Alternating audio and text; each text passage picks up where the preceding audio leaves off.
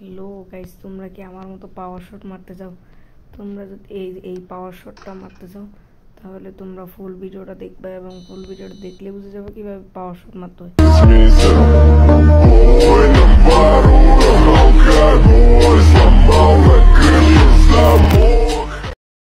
Hello guys, তোমরা কি আমার মতো পাওয়ার শট মারতে চাও? তোমরা যদি এই পাওয়ার শটটা মারতে চাও তাহলে তোমরা ফুল ভিডিওটা দেখবে এবং ফুল ভিডিওটা দেখলে বুঝে যাবে কিভাবে পাওয়ার শট মারতে হয়। পাওয়ার শট দেখো, এই পাওয়ার শটটা কত স্পিডে যায় এবং দেখো কত মারাত্মকভাবে যায়। এই দেখো কি মারাত্মক পাওয়ার শট। এই পাওয়ার শটটা আমাদের গোলকে সেভ দিতে পারবে না এবং তোমাদের গোল ইজি গোল হয়ে যাবে। এই পাওয়ার শটটা তোমার মাছ মারতেও মারতে পারবে, দেখো সমস্যা না, ডাইরেক্ট গোল।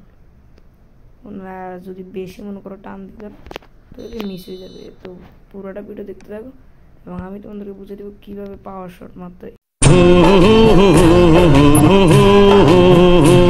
তো গাইস, তোমাদের যদি পাওয়ার শট মারতে হয়, তোমরা যদি পাওয়ার শট মারতে চাও গোলকির সামনে, মনে করো তুমি এই ম্যাচটাকে পাস দিলে, ম্যানটা আবার রিপিট পাস দিলে, এখন এই ম্যানটা ডাইরেক্ট শট।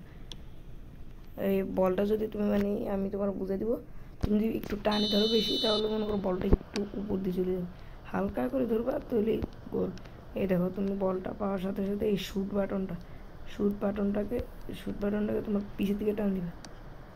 মনে করো শুট বাটনটাকে তুমি ধরবা, শুট বাটনটা আমি ধরো অন্যটা করি,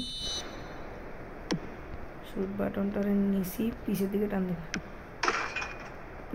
টান দিবে, নিচে না, তোমার হাতের লেফট সাইডে টান দিবে বা রাইট সাইডে, তুমি যে কোনো সাইডে টান দাও এটা গোল।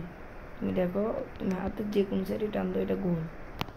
দেখো এটা মনে করো হচ্ছে নর্মাল শট, আর আমি যেটা পারবো পাওয়ার শট, এটার জন্য তোমার হাতের লেফট সাইডে মারতে হবে, রাইট সাইডেও মারলে হবে কিন্তু লেফট সাইডে মারলে এমটা সুন্দর হয়, এই গোল।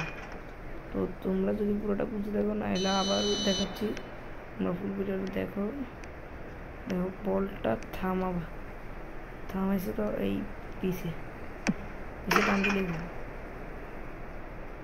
আবার দেখো তোমাদের সুবিধার্থে আমি 2-3বারের বেশি দেখাচ্ছি, কারণ একটা সবাই তো এক না, সবার ব্রেন এক না, যে অনেকে আছে একবার দেখলে অনেকে 2-3বার দেখালে। শর্ট বাটনটাকে পিছিয়ে টানো,